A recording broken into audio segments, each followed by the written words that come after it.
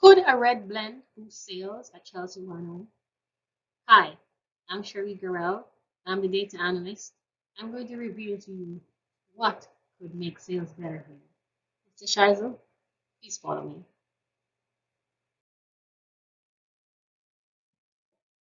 Now, could Chardonnay be in decline? It's possible. Well, market dynamics shows that the shelf life of Chardonnay is good, but it is susceptible to seasonal variations which can affect production. M3 believes that it's in a steep decline for consumer engagement based on 2019 data, and it may be losing mount share to other varietals. COVID-19, of course, will make that one. I would suggest to you that Wine Enthusiast is a good option, and you should aim for producing a second wine that has an excellent review of about 90 to 92, and also a reasonable sales price. Wine scoring is beneficial for a company that produces wines. You have to have a careful balance with the price. I am exposing you here to the Gooch Hills. It scores a 93 on Wine Advocate, and it is on the 2020 shortlist for best wines in the world. Of course, it has a best value as well. So although price is not a factor in the scoring, we are going to consider price in the decision to make the next wine here at Chelsea Winery. You see that wine retail for about $38. No, 8,646 records are in the data set that you had provided me. Of course, I had to do some data cleaning, but the results are remarkable. Follow me here. We can see from the data that the wine category with the highest average point is the red blend wine. It had a highest average point of 90, and a count of the point shows that of the 8,646 wines included in the data set, 1,172 were red blends. Okay, so I think that's very good there in the market. My graph here can show it to you more in detail, and I think red blend is something to keep a keen eye on. Red blend also has the highest average points. Now, we're aware from our discussions that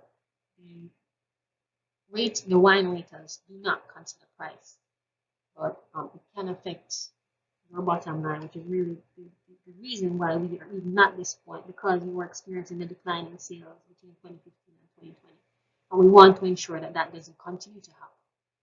So I conducted a confidence interval test on my average results, and I can say based on the data that I'm 95% confident that the range of means between $40.39 to $42.58 that was calculated from the average sample from the sample for the average price of red blends contains a true mean value for the price of red blends within the wine population. Now, that's very statistical. I'm going to say to you that I am confident with this average price that I have calculated. I did a scatter plot of the relationship between price and points, and there is a weak positive relationship. So yes, there is a positive relationship, something to look out for, but it's not a significant factor, in the red blend category. I did mention to you that 1172 of the wines were red blends, and that's about 13.72% of the wine population that were sampled, and the average price was 41.48. There were some outliers in the data set, and these were for wines sold for above the price point of $75. You will see further in my recommendations that I am actually proposing a wine that's so much cheaper. I believe that with good volume we will make a profit. Now, when the data is rerun without outliers, you can see that the average price falls a little bit, but nothing too significant to worry about. And I just wanted to point out that there were some blank prices, some prices that were not available for some of the wine. I tried to research those on the Wine Enthusiast website, and they were not there either. But it didn't significantly affect the data, so we're going to go ahead with outliers in the population, in the sample population. Okay? Now, the wines with notes of fruit rate higher in average points than wines without notes of fruit and in average price. But I conducted several statistical tests to determine this. What I want to focus on here is that we were aiming to prove if there was a difference in average points, and the results show that yes, there is a difference in average points. It is statistically significant. So we are going to look for wines with higher average points. Okay? And we rejected the notion that there was no difference. No, price is not statistically significant. I suspected this, but I wanted the data to prove this to me. So what it revealed is that there is no difference in the average price for wines with notes of fruit when compared to wines without notes of fruit. Okay? What I want to recommend to you, Mr. Shines, is that we consider a red blend wine. And I looked at the Domino 4, 2012 The Imagination Series #1, and that's a Grenache Sour wine, the variety. Now it has an average point of 93. The average price is $43. What's also interesting is that there was only one other wine on the data set with these descriptions. I would say go for a fruit wine based on the statistics test that we conducted, and we realized that fruit wines are indeed better for average points rating, and we are looking for a rating. Let's remember that our goal was, well, the goal I had set for the data analysis was for a wine rated excellent between 90 and 93 points. This one is right there at 93 points.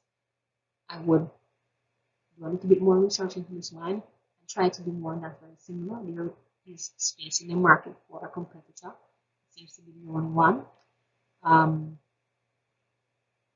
5 of the sample were red blend fruit wines. Okay. Now, I would like to make a suggestion. I know that you are only interested in Washington wines, but I think that limits the potential for selling outside the state, or for people to consume wines that are not just produced in your state.